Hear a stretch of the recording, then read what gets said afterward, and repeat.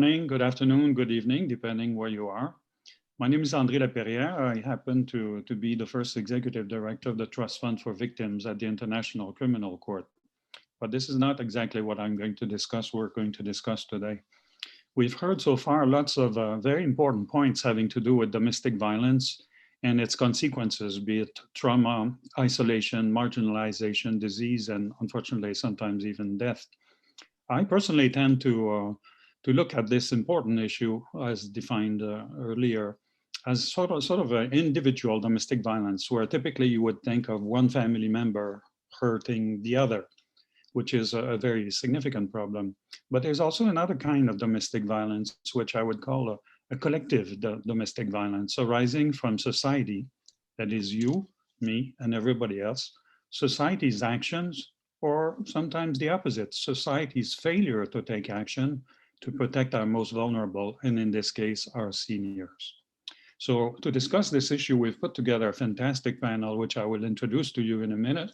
But first, I would like us to listen to a word from Anna Alvazzi del Frate from Italy.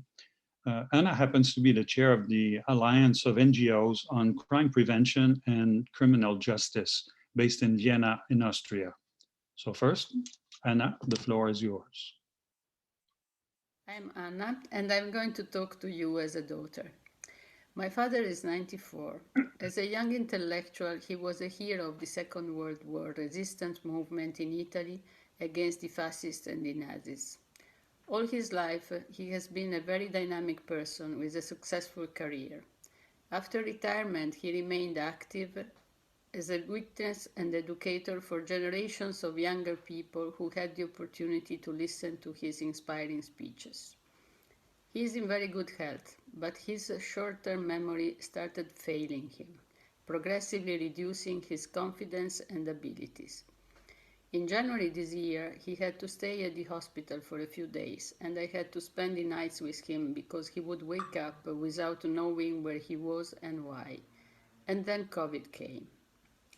A healthy elderly person needs to be protected, and to protect the elderly these days, you have to stay away from them. But for a person like my father, this is cruelty. He does not understand why I am not able to see him. This is not only the matter of providing health and social assistance, but rather emotional support and confidence.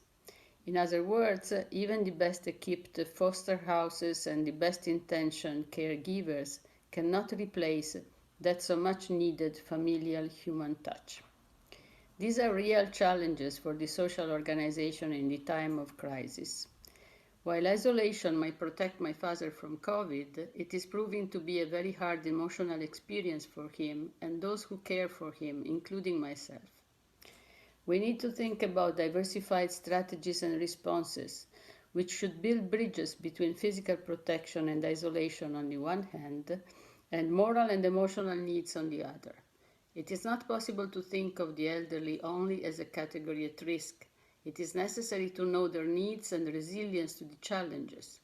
In my father's case, his resilience developed during the struggle for freedom had a great potential to help him go through the pandemic, as long as his values and mind get at least some of that well-deserved support.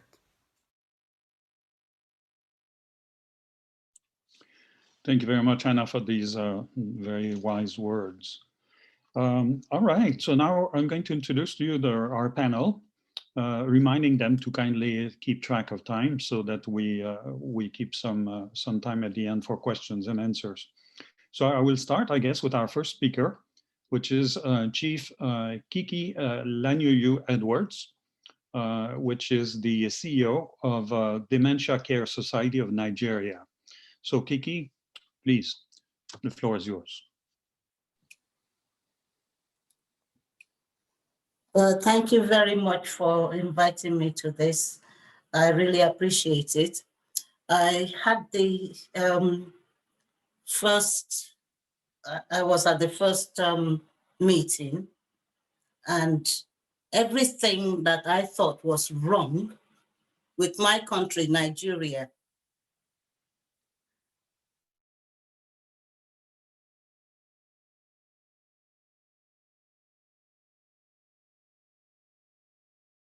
where the country is rich or poor, whether it's corruption ridden or not, it seems we all have the same problems. Well, COVID-19 has taught us very valuable lessons. And the most important that I think is the fact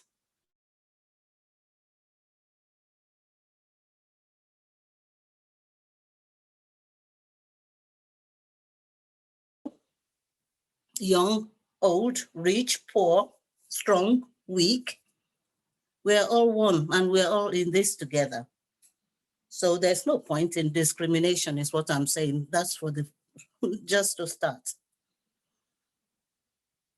What it also shows, what COVID has also shown us, is there is a need for empathy.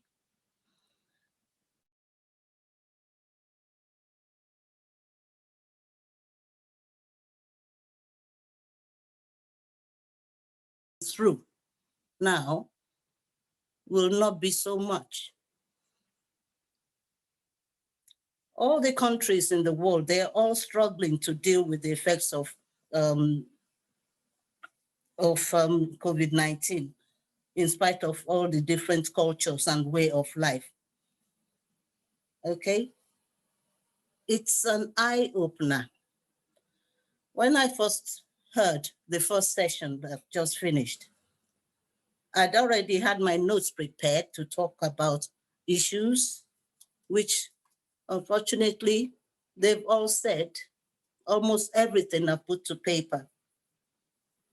Now, we need to address this issue of empathy or lack thereof.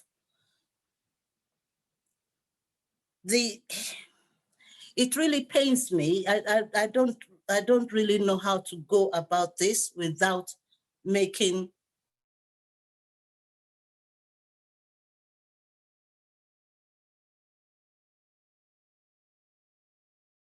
give you an example of what COVID has done. And it's not just COVID, it's been going on before COVID. I have a husband and wife. They've been together since they were in their teenage years, blissfully so. The husband recently started showing signs of dementia. The children are all grown.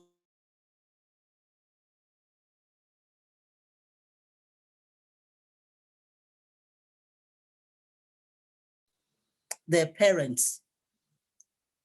When there was lockdown due to COVID-19, they couldn't visit. The next time when COVID was lifted when the lockdown was lifted for a while, they went to visit. The dad had murdered their mother. What the children didn't know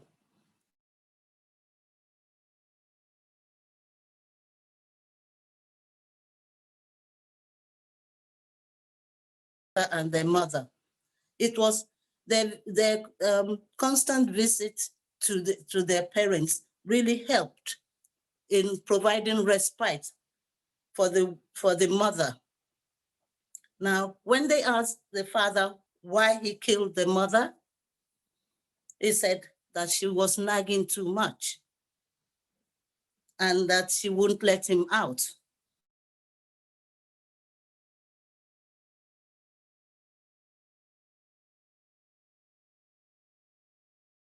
From them, and they wanted anyway. Long and short of it is that they've lost their mother. Their father killed her. Now the father has been taken to jail.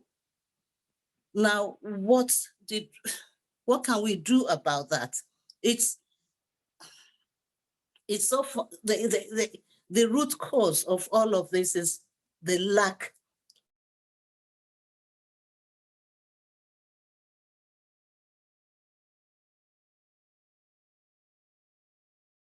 everyday issues.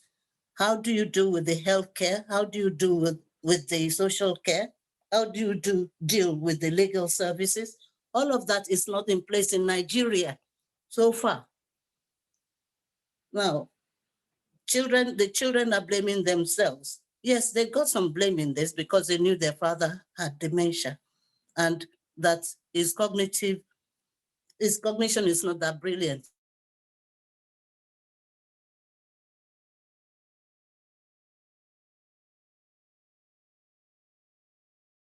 Already mentioned all of the things that I needed to say. But what I'm trying to now point out to all of us is that we must all come together and find some new ways. Because, okay, so even if the infrastructure was there, even if they could take people to care homes, the care homes will not accept people during COVID period in Nigeria. Okay, so what do you think we should do? I really don't have an answer, and I have more questions than answers. And that is really, it's really very, it's really frustrating for me. Now, we're talking about, I mean, when you see all this data on COVID for all the world, I'm asking myself, can I believe the figures? It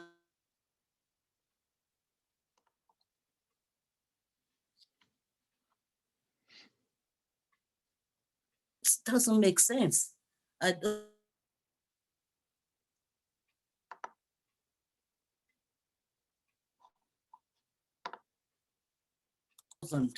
How is that adequate? Look at South Africa, at least they're nearing 90 per 1,000. That's more, well, it makes more sense. But only three. But then where do we get the testing kits? It's a very frustrating situation. Now, what I think I'm asking is,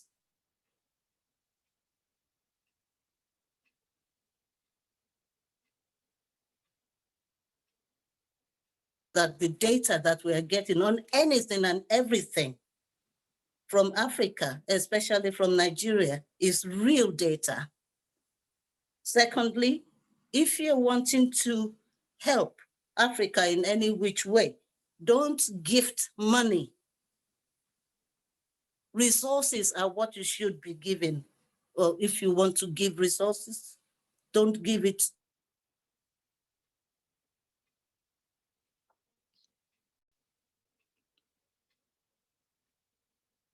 Friends, you all have platforms.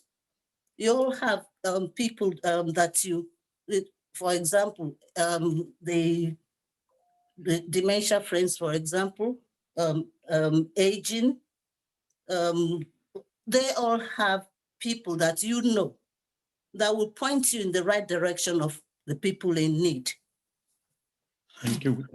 Thank you very much, Kiki. I'm sorry, I'm going to have to jump in now because we'll have to give a little bit of time to the colleagues, and then we'll come back to you for questions at the end. We apologize also for some sound difficulties that we've had, but I think we got your message very clearly, so we're very grateful for that. Thank you. So on this, I think we're going to move to our second speaker, which is Professor Liat Ayalo from the Bar-Ilan University in Israel. Among many things that Liat does, she's also the coordinator on a major program called EuroAgeism. I'm sorry if I don't pronounce it very well. So Liat, the floor is yours. Hi, everyone. I'm delighted to be here today. Thank you for the invitation. Elder abuse is defined by the WHO as a single or repeated act or lack of appropriate action occurring within any relationship where there is an expectation of trust which causes harm or distress to an older person. It can take on various forms, including financial, physical, psychological, and sexual. It also can be the result of intentional or unintentional neglect. Apparently, elder neglect is even more prevalent than elder abuse and consists of the failure to fulfill a caretaking obligation. It can be, again, intentional or unintentional. I will be arguing here today that the normative treatment of older adults in residential settings during the pandemic has resulted in abuse and neglect of large segments of this population worldwide. I will be talking about the situation of older adults in long-term care institutions. Although the title of this summit is Domestic and Family Violence, for many older people, particularly those who are older and have more chronic conditions and or cognitive impairments, long-term care settings represents their home. This population has received a lot of attention during the current pandemic. This is because the characteristics of the residents, as well as the characteristics of the settings themselves, make long-term care residents more susceptible to the virus. We're talking about people who are old or oldest old, and we know that age is an independent risk factor for COVID-19 health and severe illness, death and severe illness, sorry. Moreover, many of them have multiple chronic conditions and cognitive impairment. Thus, many of the residents are at an at-risk group. This, coupled with the characteristics of residential settings, which aim to actually increase socialization and allow very limited opportunities for physical distance, and the fact that the same staff members provide care to multiple residents, all result in a higher spread of infection in these settings. Moreover, many of these settings already are understaffed and do not have the required PPE needed to protect staff and residents in the face of the pandemic. Hence, it is not surprising that the rates of long-term care residents among those who died due to COVID-19 are extremely high, ranging between 35% and 80% in most countries during the first wave. Moreover, there was a direct and significant tie between the number of COVID-19 deaths per country or region and the number of long-term care settings in that particular country or region. Facing such an imminent threat, many directors and staff members were highly alarmed and did all they could to protect all the residents from the virus. In the remaining time, I will report my findings from long-term care settings in Israel, which show that although the administrators and staff managers really managed to protect residents from the virus, yet they have failed to protect them from the negative effects of these measures and have inflicted high levels of depression, anxiety, loneliness, and even trauma on the residents. The first study that I will report here was conducted in collaboration with my colleague, Dr. Sharon Avidor. As part of the study, we interviewed 24 continuing care retirement community residents during the first wave of the pandemic in Israel. The CCRC, Continuing Care Retirement Community, is considered a community dwelling according to Israeli officials. However, it has many of the characteristics of a long-term care setting discussed above. During the first wave of the pandemic, CCRC residents were put under a strict lockdown in which they were not allowed to leave their room or residential unit for a period of almost 2 months, which was longer than the period of lockdown imposed on the entire population. It is important to note that only a small minority of CCRC residents actually died from the virus during the first wave.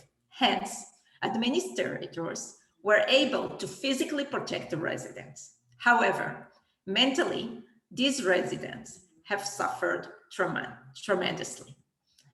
In our interviews with residents, they attempted to use downward comparison by stressing the fact that others are worse off. For instance, one of the CCRC residents stated that she lives in a cage, but at least it is a golden cage. Nonetheless, residents noted a major power imbalance compared to staff who had all the power and knowledge. In the community, if one decides not to obey the guidelines and walk beyond the 100 meters, which were allotted during the first lockdown, this person is going to pay the price if he or she is caught, but not otherwise. In the CCRC, residents were completely deprived of their free will and were unable to make such decisions. This has led to the very common response of residents to these extreme measures enacted by the management. Many of the residents describe their experience as that of a solitary confinement, arguing that they have become prisoners of their own age. For those Holocaust survivors, the experience during lockdown were a repeat of past trauma. Here is one quote that I believe demonstrates this well. The feeling is really difficult. I think that Holocaust survivors who were in the ghetto and have gone through selection, the Nazi selection process, deciding who would be killed and who was healthy enough for forced labor, know that what it means to be in lockdown. And it had a really bad influence on me, really bad. And now the pandemic. I've already gone through this. I have already gone through a horrible typhus fever plague at home as a child in Poland. So the minute I heard the plague, it immediately reminded me of the plague. The minute they announced the lockdown, I immediately recalled the lockdown we had during that plague. I will now briefly move to a second study, this time from the United States, conducted by my student Laura Allen, who analyzed the discourse concerning older long-term care residents in the American newspapers. Her findings showed that older residents were deprived of their voice and very easily, with no further thought, were being replaced by the voices of their family members. Another finding concerns the use of literary elements to portray residential care as shockingly dangerous and the political blame assignment as part of the discourse. It is argued here that the depiction of vulnerability and the illusion of resident inclusion in the news coverage enable paternalistic decision-making and care practices in the name of supposed protection. I will conclude by saying that I believe that the two studies that I briefly discussed from different parts of the globe illustrate a similar point of paternalism and wish to so-called protect older people, even at the price of depriving them of their autonomy and voice. Even though the rights of all of us have been violated repeatedly during the pandemic, those most susceptible populations of older long-term care residents are the ones most affected by such practices. I would like to stress that taking people's free will is unacceptable under any situation, not even a severe pandemic. Thank you. Thank you very much. Thank you for this very enlightening presentation. I'm going to move on to the third panelist. And again, at the end, we're going to summarize and then go on to questions and answers. So our next speaker is Professor Jutta Lindert. She's a professor of public health, but she's also very much involved in Germany's Women Research Center. So she's going to share her ideas from that perspective. Jutta, floor is yours.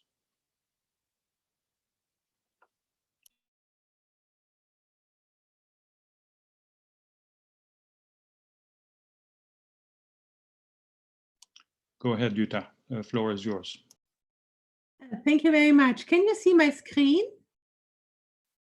Yes. It's lovely. Okay. So a bit struggling with technology. Well, thank you very much. And first of all, I would like to thank the organizers for organizing this very interesting summit. And additionally, of course, I would like to thank Dr. Danieli for inviting me and for organizing this really necessary come together of people from all over the world. I'm happy to share with you some thoughts and some data about elder abuse. And we heard in the first panel that we really need good, robust, representative data to better tackle the pandemic. Which means that older adults have been especially hard hit by the coronavirus disease. Not only are the older individuals more likely to suffer from COVID-related deaths, but they are, sorry, can you see the full screen or can you see only part of the screen? We can see the full screen, but not you're not displaying into display mode. So we see all your slides instead of just one. Okay, lovely. Now, maybe now it's better. Yeah. So, abuse of older persons is one of the main challenges during this pandemic, as the increase of elder abuse and the increase of mortality reflects biological, psychological, and especially social vulnerabilities faced by older individuals all over the world. Therefore, I would like to share with you some data, but before sharing the data, I would like to define with you what is meant by elder abuse in the context of the pandemic. Of course, we know that there are a variety of definitions, and we already heard by Liat some of the definitions, but maybe we should add some specifics due to the COVID-19 pandemic, as the COVID pandemic intensifies elder abuse globally, as hospitals tend to prioritize young and tend to restrict care for older individuals. So we have the classical definitions of elder abuse, which are physical, sexual, financial abuse, and neglect. But during the course of the pandemic, it became clearer that access to care might be a specific type of abuse, and as well discrimination and specific treatment of elder persons during the pandemic, which means that ageism might be a real issue at the moment. Ageism is related to stereotyping, prejudice, discrimination toward people only on the basis of age. We know a bit about prevalence rates of elder abuse since the 90s, and these dates tend to differ, and the prevalence rates are quite heterogeneous, with lower rates of 3% in Canada compared to as high as almost 20% in Israel and the US, or almost 40% in some countries in Europe. So already before the pandemic, we know that the prevalence rates differ very much between the countries, and we can see any kind of abuse being very high in Sweden and in Germany. We do not have time to reflect upon potential causes, and with lower rates in Italy and in Greece. So we are quite aware that any rates are related to violence against women and violence against men, and these rates differ according to the country and according to the type of violence we are talking about. Nevertheless, these prevalence rates of violence and abuse are violence rates which have been investigated and assessed before the pandemic. And we do not have any reliable, robust data how high is the limited access to care in the European countries and worldwide. We do not have data what really means discrimination during the pandemic and what means, for example, triage, that older individuals are not accepted in hospitals. So we really need to know more about these different types. Why do we have such a variety and heterogeneity in the prevalence rates? Of course, there are quite a diversity of definitions, and sometimes in the countries there are different types of abuse which are included. The age range of the target population is different, and maybe the appropriateness of the instruments is a big issue. And additionally, of course, because it is in the context of family violence, we know that there are a large proportion of the population do not report the events which are happening. Additionally, potentially there are true differences between countries, which means there are differences in gender roles, differences in age roles, and elder abuse always seems to be associated with the overall level of violence in the respective country. And additionally, now during the pandemic, we see an increase indeed in ageism. What do we know about the factors which are associated with elder abuse? We know that age is a serious factor, and as people age, and in the older age groups, people are more vulnerable to abuse. Living conditions, if people live with more people in the family, there might be a risk of getting abused. Financial strain is another serious, or might be a serious determinant of elder abuse. And of course, social support, which means access to friends, access to family members, which might provide support. And an additional factor already before the pandemic was social isolation. And social isolation, we all know now, is even more a problem for elderly because they do not have, or in many countries, they are not allowed to go out. And I'm wondering about the role of the media, as the media might report about elderly being more vulnerable than people in other age groups. Therefore, the media play a huge role in discriminating and in stigmatizing older individuals. So we know.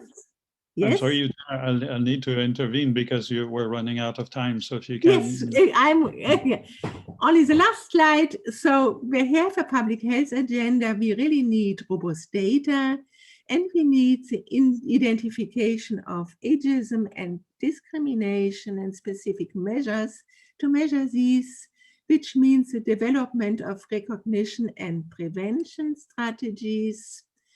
And finally, I would like to finish with a quote.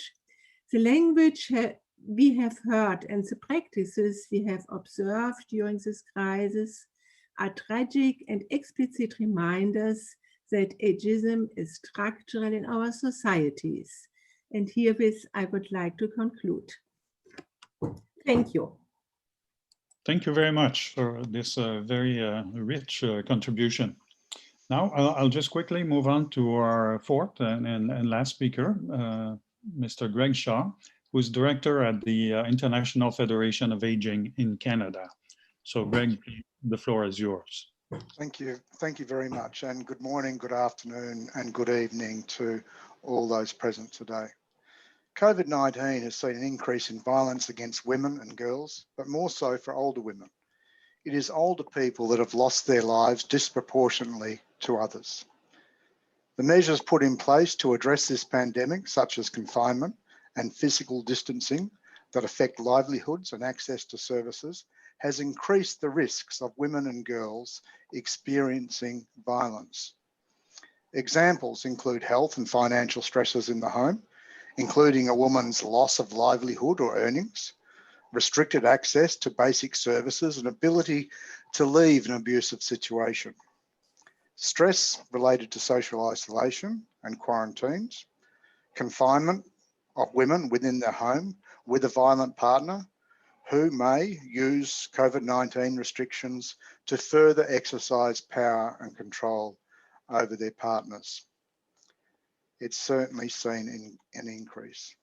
Some reports indicate that calls to domestic violence helplines, police, shelters are increasing during COVID-19 outbreak.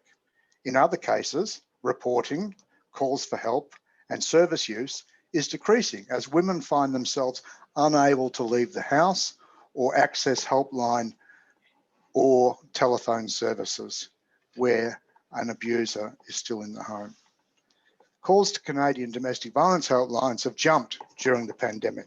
Several helplines for women experiencing violence at home are reporting dramatic increases in calls since public health measures aimed at fighting the spread of COVID-19 came into effect last spring. The urgency and severity of many caller situations have also intensified. Many women are reporting that it's like being in an explosive pressure cooker.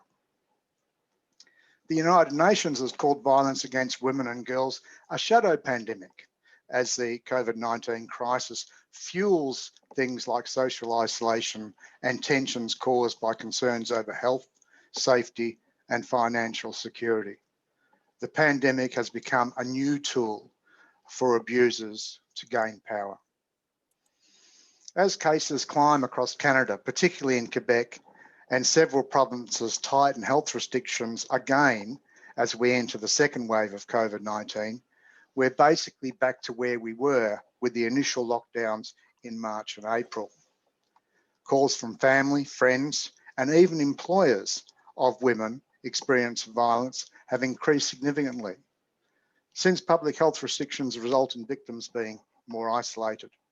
The number of calls to crisis lines received usually tick up by about 5 to 10% per annum in Canada. However, the increases in the months corresponding with the start of the pandemic have been very much and called like a tsunami. For example, in Toronto, the Assaulted Women's Helpline usually receives about 4,000 calls per month. This year's council has picked up more than 55,000 calls between March and September alone. This is double the prior year monthly averages. Call volumes began ticking up in March and hit a peak of about 8,000 calls in June.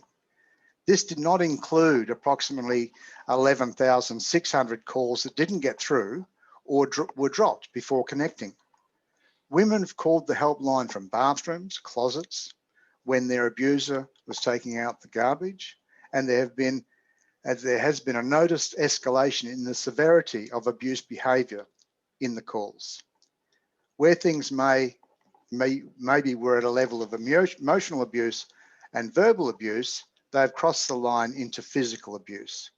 Where things were already physical, it's crossed another line to threats and fears for safety and their life. And this is really impacting all women, but also older women. Older women cannot be lost in this discourse. Is it that people are experiencing this violence more, or is it that some people are able to call for help while others are unable because they're trapped in home with their abuser? Domestic violence is often centered around control and manipulation. So there is a real possibility that somebody experiencing this violence doesn't have the opportunity to step away and to make a call. In March, women 25 to 54 lost more than twice the jobs of that of men in the same age group. As of June, the number of women returning to work has been outpaced by men. Older women have specifically been marginalised and lost jobs during the course of this pandemic and unlikely to get re-employment opportunities for some time. Anytime you have someone who's vulnerable, they're at a higher risk of violence. Women are victimised at a much higher rate than men, 37 incidents per 1,000 women compared to 5 per 1,000 men, according to Statistics Canada. This pandemic has revealed significant cracks in the system, and that's not only the long-term care system, the services at home systems, but others designed to protect and support those impacted by domestic violence. We need to think about gender lens on recovery from COVID-19. that includes gender-based violence prevention, childcare, universal basic income. Poverty is very deeply gendered in Canada. That priority lens on women and intersectionality is really going to be a key as we move beyond COVID-19. Pandemics like COVID-19 can exacerbate not only violence within the home, but other forms of violence against women and girls. Violence against females in the healthcare workforce, as well as migrant or domestic workers, has increased. Xenophobia-related violence, harassment, and other forms of violence in public spaces and online is more prevalent as the risk of sexual exploitation and abuse in exchange of healthcare services and social safety. The increase in the numbers of scams and telephone scams for older women, particularly, and older people at home has increased exponentially in the past 7 months. Violence against women and girls remains a serious human rights violation and an important health concern during this pandemic. Addressing it must be a key priority. Like other speakers, all I can say is that a crucial tool to understanding how and why pandemics such as COVID-19 result in increased violence is the collection of data. And we need accurate and collected data which we can compare globally. We need to identify risk factors, how availability of services for women survivors of violence is being affected, how women's access to services and help seeking from formal and informal sources is affected. We really do need to collect these new data points. All data points will be critical in designing evidence-based policy and programs that respond to women's needs, reduce risk and mitigate adverse effects during pandemics in the future. Is there a flicker of hope? Has there been some other things that have shown from COVID-19, particularly around older people? I think the flicker of hope from this pandemic is that the system cracks revealed can be rendered for a future free of violence against all women, including older women and girls, particularly issues around elder abuse, social isolation, ageism, and marginalisation. Thank you. Thank you very much, Greg. This was very clear and very impressive statistics. Thank you to all of our speakers. It's difficult to summarize such a broad range of very rich contributions, but for me, there are two words that really strike me coming out of all four presentations. And one is power, and second is neglect. What I gather from many of the presentations is that during the COVID-19 pandemic that we're going through, we saw a lot more isolation than before, either individual isolation or isolation, created isolation within the retirement homes, which in the attempt to protect, I guess, our senior citizens, we kind of shielded them, not just from society, but we indirectly prevented them also from interacting in society and exercising all their privileges. Neglect is so power is emerging because in situation of isolation, those that might have a tendency to abuse have the opportunity to do that, whether institutionally or individually. Neglect is the other side of the coin, because is it that society closes blind eyes on that? Why is it that we're not changing the system, as Greg pointed out? So I'll ask the first question maybe to Kiki, because you referred a lot to empathy, saying that maybe there's a lack of empathy somewhere, because if there was more, then maybe we would react to what appears to be unacceptable situations. So Kiki, what are your first thoughts on this issue? You need to unmute. Yeah. Basically,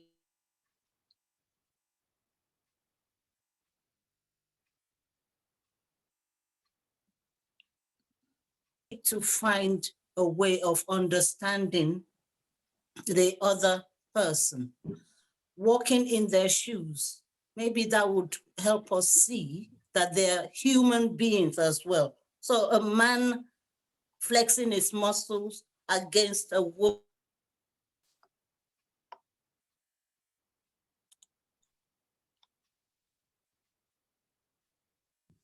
do the same? If that was themselves, would they want that to be done to them? Those are questions that need to be addressed.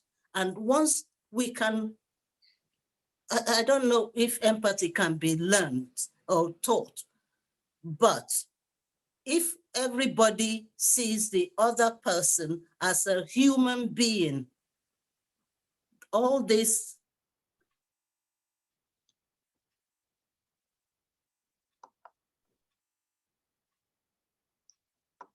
individually, we need to address our inner demons and try and understand that there is a human being in front of the person who's inflicting the abuse on that person. Thank you very much. Thank you, Kiki, for this. We received a question which I think would be for Liat, because it has to do with the how to find the right balance in trying to protect our senior citizens, especially those that live in retirement homes, without turning them into some kind of prisoner, I think is the word you used there, where many of them feel like they're deprived of their basic rights because they're in forced isolation in some way. So, Liat, to your opinion, how can we as a society find the right balance in providing protection without limiting the rights of our senior citizens? Well, I think that I tried to illustrate this today by pointing to a little bit to the role of the media in really, I think, emphasizing death due to COVID and the threats associated with long-term care, but really failing to address the fact that people's rights have been violated and that people suffer emotionally tremendously as a result of the COVID-19. And I think that because all of us as a society have been really, really focused on counting the death rather than focusing on any emotional impact the virus has on us, we really neglected this. Also, I think that the resource allocation has been quite unbalanced, and there hasn't been put enough money into protecting long-term care. And there are ways that can be used to protect long-term care residents and staff. And I think now during the second lockdown, at least in its second wave, I think there has been a little bit better balanced just because people have realized that these are really fragile settings that have to be protected, but also respected. And people in these settings have to be respected, including their rights. Thank you very much. Thank you very much for this response. The next question, I guess, is for Jutta, and it's related, in fact, to this issue of media and communication. Jutta, in your presentation, you gave some really incredible statistics saying that even in Europe, anyway, for whatever reason, we would not expect that, but your numbers show that up to 35% in some countries, up to 35% of some segments of populations have expressed that they, seniors mostly, I guess, have expressed that they have been victims of abuse during this COVID period. So to your opinion, what is the role of the media and how can we make these shocking statistics, I guess, more known and maybe use them to trigger some kind of corrective action from our governments and our societies? So, Jutta, Thank you very much for this question. Maybe to make it clear, these statistics and the data, they stem from studies before the pandemic, because now it's too early and we do not have really reliable and robust data at the moment. So these data report on the situation before the pandemic, which means we can assume that now the rates might be even higher. So this is to make clear where the data come from. And the other thing is about the role of the media. I'm wondering about this concept of vulnerability. And vulnerability maybe has two coins, because if in the media it's always reported that older individuals are more vulnerable, this might lead in clinical situations in situations of scarcity and where medical doctors have to decide to whom they give the rare resources, that those which are looked at as vulnerable don't get the the devices and the medical care they in fact would need.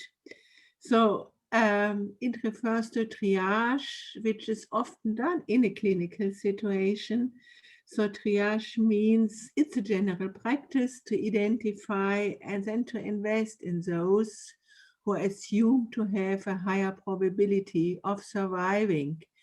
And at the moment, what we can identify is that often only due to age, some of the resources are not given to older individuals. This differs between countries in Europe, but it's a general practice. Thank you. Thank you very much for this. I must say now you're stressing me even more so. If it was already that bad before the pandemic, indeed, it can only be worse now. So hence the need for us collectively and for our governments, I guess, to take action now, which leads me to the next question to Greg, I guess, which precisely addresses that. On one hand, there's the perception that as a society, when we look at our elderly people, our seniors, we tend to, some people tend to look at them as objects, that they can just be parked somewhere or they can be categorized, and so we can decide for them what is good for them, which is terrible in my opinion. But the question is for governments, I guess, and leaders in general. What advice would you give to our governments and our leaders in order to change that perception and to take concrete action to address these this injustice that our seniors are going through now? Oh, age is irrelevant when we're talking about rights of individuals. Doesn't matter how old you are. And whether you're 60, 70, 80, or even 90, government should be affording you equal rights, equal access, and treating you equally right across the board. The decisions around death and dying shouldn't be based on age. In terms of restricting people in long-term care or moving people from long-term care, from hospital settings, it really should be about care needs of individuals. What really are the needs of an individual? Don't look at chronological age. Government policy has got to shift. There is no doubt and I'm formerly government in the Australian Department of Health and Ageing.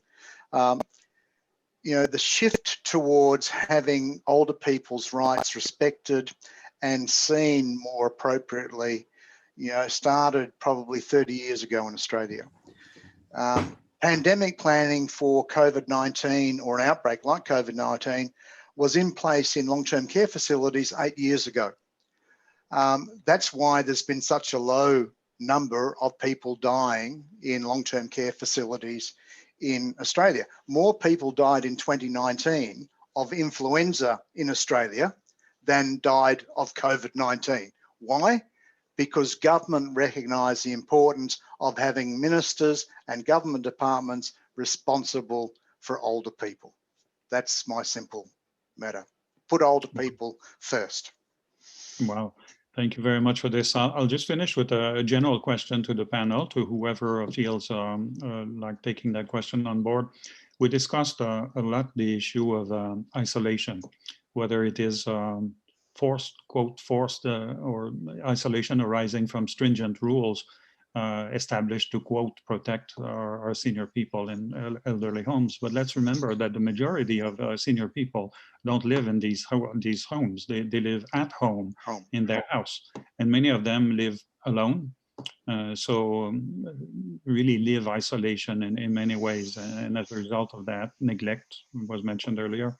So what can, as a society, what can we do to help this segment of the senior population?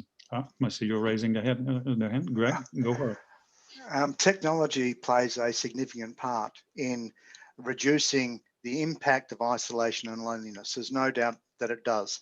A recent study in the Netherlands showed that during the pandemic and lockdowns, residents of some retirement villages had more frequent visits electronically to them from family members than they did in person prior to the pandemic. But it's how do homes and services make great use of electronic systems to support people to mitigate isolation and loneliness. Technology does play a huge role. Look at us here today. There's 131 people on this call. If I had 131 family members, I could be having a Zoom call with my mother in Australia who's in a nursing home. That's what we could be doing. That's fantastic. Thank you. All right. Well, I thank you very much for this intervention. And I do thank all of our panelists for what I think has been an extremely rich discussion.